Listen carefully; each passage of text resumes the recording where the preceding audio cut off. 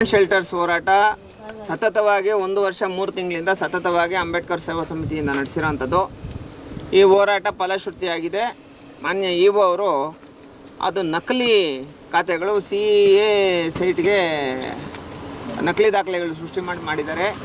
ಅದನ್ನೆಲ್ಲ ವಜಾ ಮಾಡಬೇಕು, ಆ ಖಾತೆಗಳನ್ನೆಲ್ಲ ತೆರವುಗೊಳಿಸಬೇಕು ಅಂತ ಹೇಳ್ಬಿಟ್ಟು ಆದೇಶ ಮಾಡಿದ್ದಾರೆ. ಇದಕ್ಕೆ ಸಂಬಂಧಪಟ್ಟಂಗೆ ಮಾನ್ಯ PDO ಸಾರು, ನಮ್ಮ ಕಲ್ಲಬಾಳು ಪಂಚಾಯತಿ PDO ಸಾರ್ ಗೊತ್ತಲ್ಲ ನಿಮಗೆ, ಈಗ ವಜಾ ಮಾಡಬೇಕಾಗಿರೋದು ಅವರೇ ತಾನೇ, ಡೆಮಾಲೇಷನ್ ಮಾಡಬೇಕಾಗಿರೋದು ಅವರೇ. ಮೀನು ಮೆಷ ಎಣಿಸ್ತಾ ಇದ್ದಾರೆ.